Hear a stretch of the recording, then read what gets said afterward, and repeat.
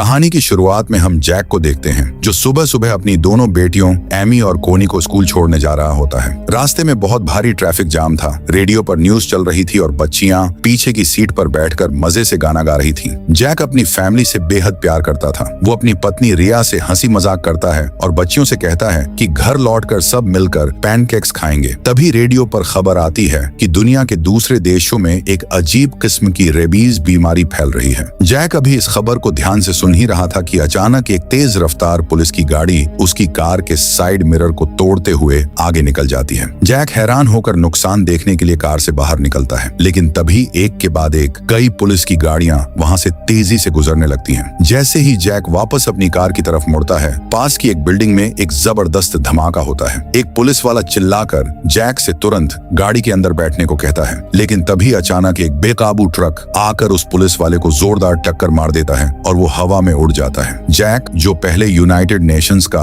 एक इन्वेस्टिगेटर रह चुका था, तुरंत समझ जाता है कि हालात बहुत खराब हो चुके हैं। जैक का दिमाग तेजी से काम करने लगता है और वो उस बेकाबू ट्रक के बनाए रास्ते का फायदा उठाकर अपनी कार को उस तबाही से दूर भगाने लगता है। लेकिन तभी डर के मारे उसकी बेटी एमी को अस्थमा का अटैक आ जाता है। जैक जैसे ही उसे संभालने के लिए पीछे मुड़ता है, एक एम्बुलेंस आकर उनकी कार को जोरदार टक्कर मार देती है, जिससे उनकी कार पलट जाती है। इस जबरदस्त टक्कर से जैक और रिया कुछ पल के लिए सुन्न हो जाते हैं, लेकिन अच्छी बात ये थी कि सभी सही सलामत थे। जब वो कार से बाहर निकलते हैं तो बाहर चारों तरफ पूरी तरह से तबाही मच चुकी थी। लोगों की भारी भीड़ किसी खतरनाक वायरस से संक्रमित हो चुकी थी और पागलों की तरह झोंबी जैसा बर्ताव कर रही थी। वो सामने आने वाले हर इंसान पर हमला करके उन्हें बेरहमी से काट रहे थे, जिससे पूरी सड़क एक खौफनाक नजारे में बदल जाती है। अपने आसपास लोगों को झोंबी में बदलते देख जैक तुरंत कोनी को गोद में उठाता है। तभी जैक और रिया को पास में एक बड़ी वैन दिखाई देती है, जिसकी चाबी अंदर ही लगी हुई थी। वो तुरंत उसकी तरफ भागते हैं, लेकिन तभी झोंबी का एक ग्रुप उन पर हमला कर देता है। यहाँ रिया बहादुरी दिखाते हुए एक झोंबी को लात मारकर पीछे धकेलती है और जैक गाड़ी का स्टीयरिंग तेजी से घुमाकर गाड़ी पर चढ़े दूसरे झोंबी को नीचे गिरा देता है। वो शहर से बाहर निकल जाते हैं। महज कुछ ही मिनटों के भीतर पूरा पेंसिल्वेनिया राज्य झोंबियों के कब्जे में आ चुका था। जैक गाड़ी को तब तक भगाता रहता है जब तक कि वो एक दूर दराज ग्रामीण इलाके में नहीं पहुंच जाते। यहाँ आकर एमी की अस्थमा की तकलीफ और ज्यादा बढ़ जाती है, जिसकी वजह से जैक को गाड़ी रोकनी पड़ती है। तभी जैक के फोन पर उसके एक पुराने साथी माइकल का फोन आता है, जो इस वक्त डिप्टी सेक्रेटरी है, जनरल है यूएन में। माइकल वादा करता है कि वो रात होने से पहले उन्हें वहां से रेस्क्यू करने के लिए एक हेलीकॉप्टर भेजेगा। साफ था कि माइकल को भी खुद अंदाजा नहीं था कि आखिर ये सब क्या चल रहा है, लेकिन इस वक्त जैक की सबसे बड़ी प्राथमिकता एमी का इनहेलर ढूंढना था। जल्दी ही जैक को एक छोटे से टाउन में एक सुपरमार्केट दिखाई देता है, लेकिन वहाँ पहले से ही कोहराम मचा हुआ था। लोग राशन और सामान के लिए एक दूसरे से पागलों की तरह लड़ रहे थे। समय तेजी से निकल रहा था, इसलिए जैक की फैमिली दो ग्रुप्स में बंट जाती है। जैक एमी को लेकर इनहेलर ढूंढने निकलता है, जबकि रिया और कोनी खाने पीने का सामान तलाशने लगती हैं। तभी अचानक जैक को कोनी के डर से चिल्लाने की आवाज सुनाई देती है। दो आदमी रिया पर हमला करके उसे लूटने की कोशिश कर रहे थे। जैक तुरंत मदद के लिए वहां दौड़ता है, लेकिन तभी एक आदमी तुरंत बंदूक निकाल लेता है। जैक उस पर झपट पड़ता है और दो गोलियां चलने के बाद वो आदमी वहीं जमीन पर ढेर हो जाता है। एक पुलिस अफसर ये सब देख लेता है। जैक अपनी बात समझाने के लिए हाथ ऊपर करता है, लेकिन वो पुलिस वाला उसकी बात पर ध्यान देने के बजाय खुद शेल्फ से खाने का सामान बटोरने में लग जाता है। जैक और उसकी फैमिली तुरंत स्टोर से बाहर भागते हैं, लेकिन बाहर खड़ी उनकी आरवी गाड़ी गायब हो चुकी थी। जैक एक बार फिर घबराकर मदद के लिए माइकल से कांटेक्ट करता है। उसे पता चलता है कि हेलीकॉप्टर अब अगली सुबह से पहले नहीं आ पाएगा। माइकल जैक को सलाह देता है कि वो अपनी फैमिली को लेकर पास की किसी बिल्डिंग में छिप जाए। कोई और रास्ता न होने पर जैक अपनी फैमिली को लेकर उसी बताए गए ठिकाने की तरफ बढ़ने लगता है। जैसे ही वो मोड़ मुड़ते हैं, आगे एक जबरदस्त धमाका होता है, जिससे सब दहशत में आ जाते हैं। इससे पहले कि वो कुछ समझ पाते, एक झोंबी ऊपर से आकर सीधा उनकी कार की छत पर गिरता है और अगले ही पल झोंबियों का एक पूरा झुंड उनकी तरफ बढ़ने लगता है। जैक तुरंत अपनी फैमिली को लेकर एक अपार्टमेंट बिल्डिंग के अंदर भागता है, लेकिन झोंबी भी उनके पीछे पीछे अंदर आ जाते हैं। सीढ़ियों के संकरे रास्ते में जैक और उसकी फैमिली पर कई बार हमले होते हैं। इसी आपाधापी में उन्हें एक ऐसे सर्वाइवर का अपार्टमेंट मिलता है जो अभी तक संक्रमित नहीं हुआ था। जैक बिना सोचे समझे अपनी पत्नी और बच्चियों को लेकर उसके घर के अंदर घुस जाता है। रात भर वहां आराम करने के बाद जैक उस आदमी को भी अपने साथ हेलीकॉप्टर से चलने के लिए मनाने की कोशिश करता है, लेकिन वो आदमी साफ मना कर देता है। उसका मानना था कि बाहर कदम रखने का मतलब सीधा मौत है। जैक उससे बहस नहीं करता, बल्कि वो झोंबियों से निपटने के लिए घर में मौजूद चीजों से ही काम चलाऊ हथियार बनाने लगता है। सुबह होते ही पूरी फैमिली छत की तरफ बढ़ने की तैयारी करती है। वो बेहद शांति से सीढ़ियों के रास्ते आगे बढ़ रहे होते हैं कि तभी अचानक एक झोंबी उन पर कूद पड़ता है। जैक सीधे उसके सिर में गोली मार देता है, पर उस तेज आवाज से बाकी के झोंबी भी अलर्ट हो जाते हैं और पल भर में वहाँ तबाही मच जाती है। पूरी फैमिली जान बचाकर छत की तरफ भागती है, लेकिन झोंबी बहुत तेज थे और वो उनके बिल्कुल करीब पहुंच जाते हैं। जैक अपनी पत्नी और बेटियों को सुरक्षित भागने का मौका देने के लिए अपने हथियार को घुमाते हुए अकेले ही झोंबियों से भिड़ जाता है, लेकिन झोंबियों की तादाद इतनी ज्यादा थी कि वो जैक को जमीन पर पटक देते हैं। और तो और एक झोंबी का खून सीधे जैक के मुंह में टपक जाता है। जब जैक अपनी मौत के बिल्कुल करीब था, तभी एक गोली चलती है और उसकी जान बच जाती है। ये गोली किसी और ने नहीं, बल्कि उसी सर्वाइवर अपार्टमेंट के छोटे लड़के टॉमी ने चलाई थी। दरअसल कुछ मिनट पहले जैक के निकलते ही ज़ोंबियों के एक झुंड ने उस अपार्टमेंट पर हमला कर दिया था और टॉमी ही अकेला था जो वहां से जिंदा बचकर भाग पाया था। छत पर पहुंचते ही रिया हेलीकॉप्टर को सिग्नल देने के लिए एक फ्लेयर गन से रोशनी करती है। सैनिकों को उनका सिग्नल मिल जाता है, लेकिन जैक धीरे धीरे बिल्डिंग की छत के कोने की तरफ बढ़ता है और अपने मन में 10 तक गिनने लगता है, क्योंकि वो ये देखना चाहता था कि कहीं वो इन्फेक्टेड तो नहीं हो रहा। किस्मत अच्छी थी कि उसे कुछ नहीं होता। तभी रेस्क्यू हेलीकॉप्टर छत पर लैंड करता है, लेकिन झोंबी भी उनके बिल्कुल करीब पहुंच चुके थे। 2 सैनिक लगातार गोलियां चलाकर झोंबियों को पीछे रोकते हैं। मौका मिलते ही जैक पूरी ताकत से हेलीकॉप्टर की तरफ दौड़ पड़ता है। सैनिकों के कवर फायर की वजह से जैक सही समय पर हेलीकॉप्टर के अंदर चढ़ने में कामयाब हो जाता है। नीचे पूरी तरह से आग लगी हुई थी। खिड़की से बाहर देखते हुए जैक को समझ आ जाता है कि पूरा शहर इस भयंकर तबाही की चपेट में आ चुका है। उसे महसूस होता है कि ये आपदा उसकी जिंदगी की सबसे खतरनाक मुसीबत है। उन्हें अटलांटिक महासागर में मौजूद एक अमेरिकी नौसेना के जहाज पर ले जाया जाता है, जो अब एक मिलिट्री कमांड सेंटर और शरणार्थी कैंप बन चुका था। अपनी फैमिली को वहां सुरक्षित छोड़ने के बाद माइकल जैक को एक हैरान करने वाली बात बताता है। वो कहता है कि अमेरिका के राष्ट्रपति और सेना के ज्यादातर बड़े कमांडर मारे जा चुके हैं और सरकार पूरी तरह से खत्म हो चुकी है। खुफिया रिपोर्ट के मुताबिक पूरी दुनिया में ये इन्फेक्शन भयानक तरीके से फैल चुका है और वायरस अब आउट ऑफ कंट्रोल है।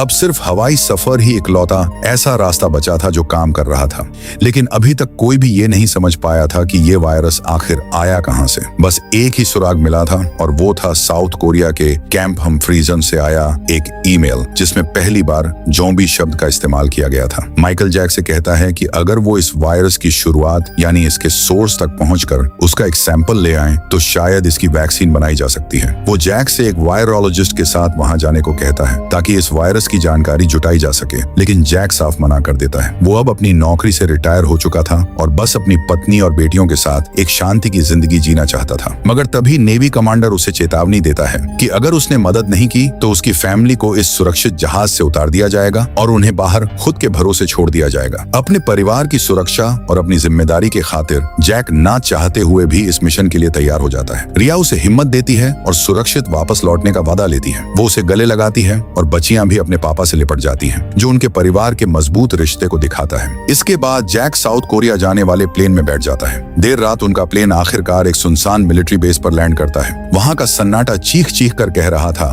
कि ये जगह भी पहले ही तबाह हो चुकी है। वहां पहुंचते ही हर कोई दहशत में आ जाता है। तभी अचानक अंधेरे में से ज़ॉम्बियों का एक बहुत बड़ा झुंड उन पर हमला कर देता है। देखते ही देखते कई सैनिक पल भर में मारे जाते हैं। डॉक्टर फास्टबैक इस तबाही को देखकर बुरी तरह घबरा जाते हैं और जान बचाकर पीछे भागने लगते हैं, लेकिन तभी उनका पैर लड़खड़ाता है और वो जमीन पर गिर जाते हैं। उनके हाथ में मौजूद बंदूक से अचानक गलती से ट्रिगर दब जाता है और वो खुद को ही गोली मार बैठते हैं। डॉक्टर की इस तरह अचानक हुई मौत से जैक पूरी तरह सन्न रह जाता है। तभी वहां तैनात सैनिकों का एक ग्रुप उनकी मदद के लिए पहुंचता है। कैप्टन स्पीक तुरंत वहां से निकलने का इशारा करते हैं, क्योंकि अब सोचने का बिल्कुल वक्त नहीं था। जैक के पास उन सैनिकों के पीछे भागने और ज़ॉम्बियों से लड़ते हुए आगे बढ़ने के अलावा कोई रास्ता नहीं था। जल्दी ही वो सब सुरक्षित तरीके से बेस के अंदर पहुंच जाते हैं। अब चूंकि डॉक्टर मारा जा चुका था, इसीलिए इस पूरे मिशन की जिम्मेदारी अकेले जैक के कंधों पर आ जाती है। कैप्टन स्पीक से जैक को पता चलता है कि ये ज़ॉम्बी आवाज के प्रति बेहद संवेदनशील हैं, यानी जरा सी भी आवाज सुनते ही ये पागलों की तरह उसकी तरफ भागते हैं। इसके अलावा इनके शरीर पर गोली मारने से ये सिर्फ कुछ देर के लिए धीमे होते हैं। इन्हें पूरी तरह से खत्म करने का एक ही तरीका था, इनके सिर में गोली मारना। इसके बाद स्पीक जैक को लैब में लेकर जाता है, लेकिन वहाँ का सब कुछ जलकर राख हो चुका था। वहाँ बेड पर इस कैंप के दूसरे संक्रमित इंसान के अवशेष पड़े थे, जो कि इसी कैंप का एक मिलिट्री डॉक्टर था। वो डॉक्टर पहले संक्रमित व्यक्ति की मौत की वजह का पता लगा रहा था, लेकिन तभी अचानक वो मरा हुआ आदमी दोबारा जिंदा हो गया। वो डॉक्टर इस हमले के लिए तैयार नहीं था, इसलिए उसे झोंबी ने काट लिया। अनजाने में वो डॉक्टर इस वायरस को कैंप के अंदर ले आया, जिससे यहाँ ये भयानक तबाही शुरू हुई। लेकिन इस वायरस की असली शुरुआत कहाँ से हुई, ये अब भी एक बहुत बड़ा रहस्य था। इसी बीच जैक को एक और अजीब बात पता चलती है कि झोंबियों ने एक ऐसे सैनिक पर हमला नहीं किया था जो लंगड़ा कर चल रहा था। वो सैनिक झोंबियों के बिल्कुल बीच में खड़ा था, फिर भी उन्होंने उसे छुए बिना पूरी तरह से इग्नोर कर दिया। जहाँ बाकी सब इसे उस सैनिक की अच्छी किस्मत मान रहे थे, वहीं पास में मौजूद एक कैदी ने एक बहुत बड़ी बात बताई। उसने कहा कि इस तबाही के शुरू होने से 2 हफ्ते पहले ही इजराइल ने अपने बॉर्डर पर 300 फीट ऊंची दीवार बनाना शुरू कर दिया था। साफ था कि उन्हें इस आने वाली मुसीबत का पहले से अंदाजा था। इस बात की गहराई तक जाने के लिए जैक को यरूशलेम जाकर जुर्गन वार्मब्रून नाम के एक आदमी को ढूंढना था। बात सच थी या झूठ, जैक ने खुद वहां जाने का फैसला किया। लेकिन वहां से निकलने से पहले प्लेन में ईंधन भरना जरूरी था और रनवे की तरफ जाने वाले रास्ते को झोंबियों ने घेर रखा था। थोड़ी सी भी आवाज का मतलब था सीधा मौत। कोई गड़बड़ी न हो, इसलिए कैप्टन स्पीक अपनी टुकड़ी को हाई अलर्ट पर रहने का हुक्म देता है। जैक और पायलट ग्रेगरी बेहद शांति से साइकिलों पर सवार होकर प्लेन की तरफ बढ़ने लगते हैं। लेकिन जैसे ही वो प्लेन के पास पहुंचने वाले होते हैं, तभी अचानक रिया का जैक के सैटेलाइट फोन पर कॉल आ जाता है। फोन की तेज रिंगटोन सुनते ही सारे झोंबियों का ध्यान उनकी तरफ खींचा चला आता है। छिपे हुए सैनिक उन्हें कवर देने के लिए फायरिंग शुरू कर देते हैं। स्पीक किसी तरह प्लेन में ईंधन भरने का काम पूरा कर लेता है, लेकिन इस हमले के दौरान एक झोंबी उसे काट लेता है। जैक सही सलामत प्लेन के अंदर चढ़ जाता है, लेकिन बाकी के सारे सैनिक मारे जाते हैं। कई घंटों के हवाई सफर के बाद जैक का प्लेन आखिरकार यरूशलेम पहुंच जाता है। एयर ट्रैफिक कंट्रोल को अपनी पहचान बताने के बाद एक आदमी जैक को वार्मब्रून के ऑफिस ले जाता है। जैक वहां आने का मकसद समझाता है, जिस पर वार्मब्रून सीधे मुद्दे की बात पर आता है। वो बताता है कि उन्होंने गलती से भारत के एक एनक्रिप्टेड डॉक्यूमेंट को इंटरसेप्ट किया था, जिसमें लिखा था कि भारत ज़ोंबियों से लड़ रहा है। हालांकि इस रिपोर्ट की पुष्टि नहीं हुई थी, लेकिन इजराइल की 10वें आदमी की नीति के तहत उन्हें सबसे बुरे हालातों के लिए तैयार रहना था। वार्मब्रून को ही इस नियम पर काम करने की जिम्मेदारी सौंपी गई थी, इसलिए उसने बचाव के लिए यह विशाल दीवार बनाने का फैसला लिया। बातचीत के बाद वार्मब्रून जैक को बॉर्डर पर लेकर जाता है। दीवार के अंदर पूरा शहर बेहद व्यवस्थित और सुरक्षित लग रहा था। वो बाहर से आने वाले शरणार्थियों की मदद भी कर रहे थे, लेकिन जैसे ही कैमरा झूम आउट होता है, दीवार के उस पार एक बिल्कुल अलग ही खौफनाक दुनिया नजर आती है। दीवार के चारों तरफ चींटियों की तरह अनगिनत झोंबी रेंग रहे थे। सब कुछ कंट्रोल में लग रहा था कि तभी अचानक भारी तादाद में झोंबी एक ही दिशा में बढ़ने लगते हैं। दरअसल अंदर मौजूद शरणार्थी अपने बचने की खुशी मना रहे थे और उनमें से कुछ लोग लाउडस्पीकर और माइक पर जोर जोर से गाने गा रहे थे। उन्हें अंदाजा भी नहीं था कि झोंबियों का एक सैलाब उनकी तरफ बढ़ रहा है। वो खतरनाक जीव आवाज सुनकर एक दूसरे के ऊपर चढ़ने लगते हैं और देखते ही देखते उस ऊंची दीवार पर बेहद डरावनी रफ्तार से चढ़ जाते हैं। जैक चिल्लाकर उन्हें रोकने और चेतावनी देने की कोशिश करता है, लेकिन तब तक बहुत देर हो चुकी थी। झोंबी दीवार के ऊपर पहुंच जाते हैं और आसमान से होने वाली बारिश की तरह नीचे गिरने लगते हैं। वो खुशनुमा माहौल पल भर में चीख पुकार और तबाही में बदल जाता है। हथियारबंद सैनिक तुरंत फायरिंग शुरू कर देते हैं, लेकिन झोंबियों की इस अंधी तादाद के सामने सब बेकार साबित होता है। गोलियां उन्हें धीमा तक नहीं कर पा रही थीं। महज कुछ ही मिनटों के भीतर वो अभेद्य कही जाने वाली दीवार और किला पूरी तरह ढह जाता है। बचे हुए लोग जान बचाकर इधर उधर भागने लगते हैं, लेकिन तभी जैक की नजर एक अजीब नजारे पर पड़ती है। झोंबी रास्ते में खड़े एक बूढ़े आदमी को छुए बिना आगे निकल जाते हैं। यही नहीं, वो एक बेहद कमजोर और बीमार से लड़के को भी पूरी तरह इग्नोर कर देते हैं, जो भाग भी नहीं पा रहा था। इस वक्त जैक के पास इस बारे में सोचने का समय नहीं था, क्योंकि सबसे जरूरी था खुद को जिंदा रखना। लेकिन चारों तरफ झोंबी ही झोंबी थे और वहां से निकलना नामुमकिन लग रहा था। जैक और बाकी लोग एक रिहायशी इमारत के अंदर छिप जाते हैं। अचानक वो आगे और पीछे दोनों तरफ से झोंबियों से घिर जाते हैं। जैक को बचाते हुए सेगन नाम की एक महिला सैनिक की कलाई पर एक झोंबी काट लेता है। जैक तुरंत एक चाकू से सेगन का वो हाथ काटकर अलग कर देता है। किस्मत से वो वायरस उसके बाकी शरीर में फैलने से रुक जाता है। ठीक उसी वक्त बाहर एक रेस्क्यू हेलीकॉप्टर आकर रुकता है। जैक सेगन की मदद करते हुए हेलीकॉप्टर की तरफ बढ़ता है, लेकिन झोंबी उन्हें भागने का मौका नहीं देते। वो सीधे उड़ते हुए हेलीकॉप्टर पर कूद पड़ते हैं, जिससे कुछ ही सेकंड में हेलीकॉप्टर बेकाबू होकर हवा में ही ब्लास्ट हो जाता है। अब पूरा एयरफील्ड लोगों की भीड़ से भरा हुआ था और जैक का पायलट डर के मारे प्लेन लेकर देखकर भागने की कोशिश कर रहा था। जैक ठीक उसी वक्त वहां पहुंचता है जब उसका प्लेन रनवे से उड़ान भर रहा होता है और वो उनके हाथ से निकल जाता है। अब उनके पास कोई और रास्ता नहीं बचा था। मजबूरी में जैक और उसकी टीम अपनी बंदूकें तान कर वहां से उड़ान भरने वाले एक दूसरे पैसेंजर प्लेन को जबरन रोकते हैं। जैक और सेगन कॉकपिट के पास लगी इमरजेंसी सीढ़ी के जरिए किसी तरह प्लेन के अंदर चढ़ जाते हैं। उन्हें अंदर सीटें तो मिल जाती हैं, लेकिन प्लेन में बैठे बाकी सभी पैसेंजर्स डर से खिड़की के बाहर देख रहे थे। जैक भी जब बाहर देखता है तो उसे दिखता है कि हजारों झोंबी नीचे छूटे हुए बेकसूर लोगों को बेरहमी से नोच रहे थे। वो वाकई एक नरक जैसा नजारा था। जैक एक गहरी सांस लेता है और सेगन के कटे हुए हाथ पर दोबारा पट्टी बांधने लगता है। उसके कटे हुए हाथ को देखते देखते अचानक जैक के दिमाग में वो सैनिक, बूढ़ा आदमी और बीमार लड़का घूमने लगते हैं। तभी अचानक जैक के दिमाग की बत्ती जलती है और उसे कुछ समझ आता है। वो तुरंत माइकल से कांटेक्ट करता है और कहता है कि शायद उसे इन झोंबियों से लड़ने का एक तरीका मिल गया है, लेकिन इसके लिए उसे सबसे पास मौजूद वर्ल्ड हेल्थ ऑर्गेनाइजेशन की लैब में जाकर एक टेस्ट करना होगा। माइकल अपनी पावर का इस्तेमाल करके प्लेन के पायलट को इन्फॉर्म करता है, जिसके बाद पायलट प्लेन का रास्ता बदलकर उसे वेल्स के कार्डिफ एयरपोर्ट की तरफ मोड़ने के लिए तैयार हो जाता है, क्योंकि वहीं सबसे नजदीकी वैक्सीन रिसर्च सेंटर था। कई घंटों के सफर के बाद केबिन में मौजूद एक छोटे कुत्ते के जोर जोर से भौंकने की आवाज से जैक की आंख खुलती है। एक फ्लाइट अटेंडेंट हैरान होकर पीछे का स्टोरेज कंपार्टमेंट खोलती है, लेकिन अगले ही पल एक झोंबी उस पर हमला कर देता है। देखते ही देखते प्लेन के अंदर चीख पुकार मच जाती है। कुछ गड़बड़ महसूस होने पर जैक जैसे ही केबिन का पर्दा हटाता है, सामने का नजारा देखकर उसके होश उड़ जाते हैं। वो तुरंत सबको शांत रहने का इशारा करता है। फिर वो एक बैग उठाकर बीच के रास्ते को ब्लॉक करने की कोशिश करता है। बाकी लोग भी उसकी मदद के लिए आगे आते हैं, लेकिन इसी अफरा तफरी में एक आदमी के हाथ से उसका सूटकेस नीचे गिर जाता है। उस सूटकेस की आवाज सुनते ही झोंबियों का पूरा ध्यान उनकी तरफ आ जाता है और वो कुछ ही सेकंड में उस काम चलाऊ बैरियर को तोड़कर आगे बढ़ जाते हैं। जैक एक छोटे बैग की मदद से उनसे लड़ने की कोशिश करता है। उस संकरे प्लेन के अंदर अब सिर्फ चीखें गूंज रही थीं। हालात को पूरी तरह से बेकाबू होते देख जैक बिना सोचे सेगन की बेल्ट से एक ग्रेनेड निकालता है और उसे सीधे प्लेन के दाहिने पंखे की तरफ फेंक देता है। एक जबरदस्त धमाका होता है और प्लेन की बॉडी में एक बड़ा सा छेद हो जाता है। हवा के भारी दबाव की वजह से सारे झोंबी तुरंत प्लेन से बाहर खींचे चले जाते हैं, लेकिन इस ब्लास्ट से प्लेन का इंजन भी डैमेज हो जाता है। वो झोंबियों के हमले से तो बच जाते हैं, लेकिन अब उनका प्लेन क्रैश होने की कगार पर था। जैक किसी तरह सेगन को उसकी सीट पर बैठाता है, उसकी सीट बेल्ट कसता है और खुद भी झटके के लिए तैयार हो जाता है। प्लेन हवा में बुरी तरह डगमगाते हुए सीधे जमीन की तरफ गिरने लगता है और एक भयानक धमाके के साथ बीच से दो टुकड़ों में टूट जाता है। इस हादसे के बाद न जाने कितना वक्त गुजर जाता है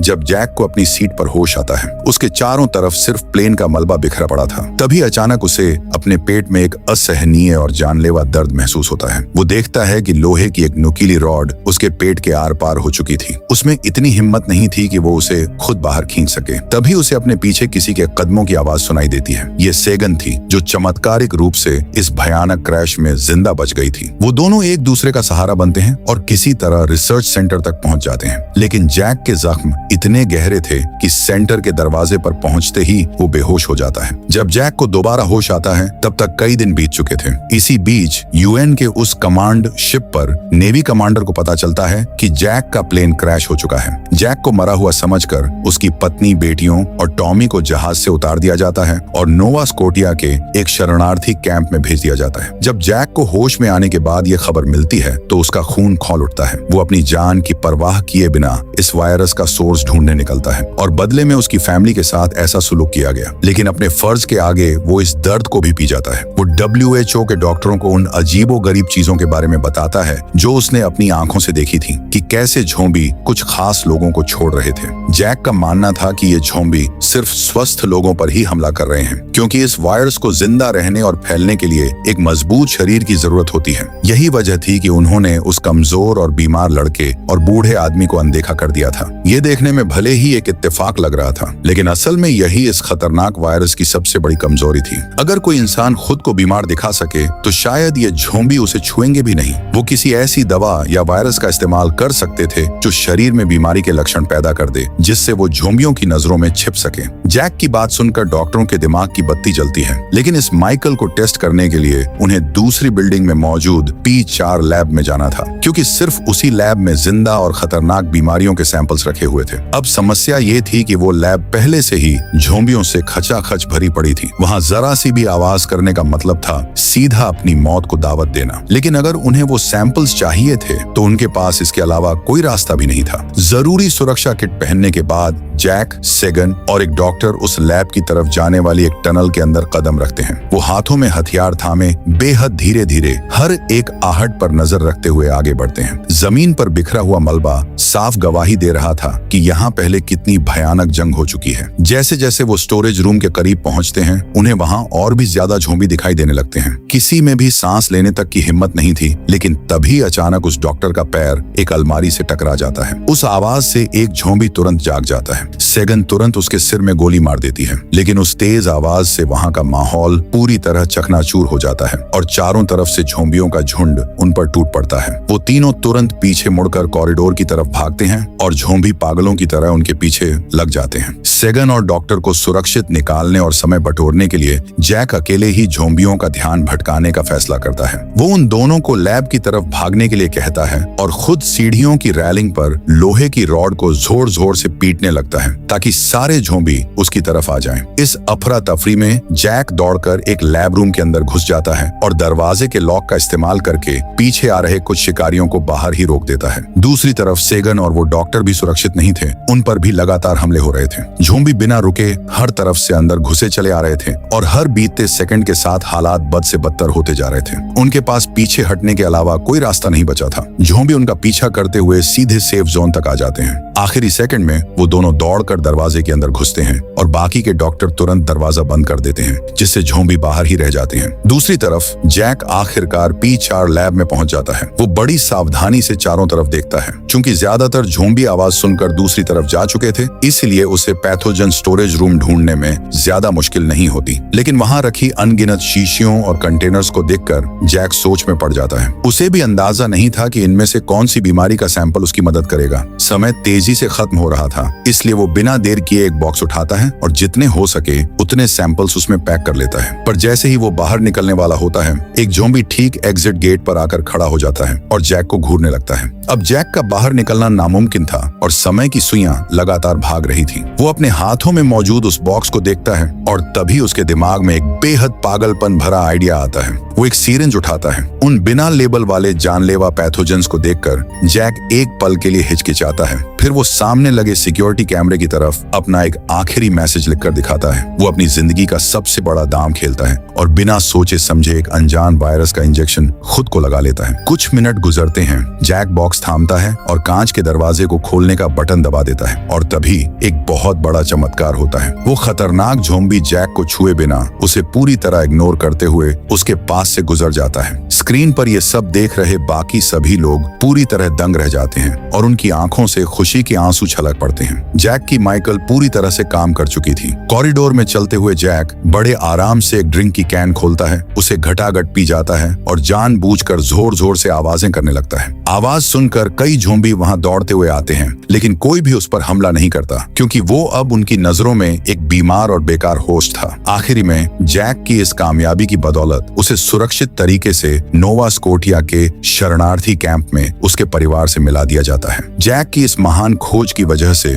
दुनिया भर के देश इस वायरस की वैक्सीन तैयार कर लेते हैं और उन्हें एयरलिफ्ट करके पूरी दुनिया में पहुंचाया जाता है। इस तरह तबाही की कगार पर पहुंच चुकी इंसानियत को एक बार फिर से जीने की नई उम्मीद मिल जाती है और इसी के साथ ये मूवी खत्म हो जाती है। तो ये था इस फिल्म की कहानी। आपकी क्या राय है हमें कमेंट सेक्शन में जरूर बताएं और आगे भी ऐसी ही रोमांचक और रूह कपा देने वाली कहानियों के लिए हनी ज्ञान प्राइम चैनल को सब्सक्राइब करना बिल्कुल न भूलें। मिलते हैं किसी और ज़ॉम्बीज मूवी एक्सप्लेन के साथ।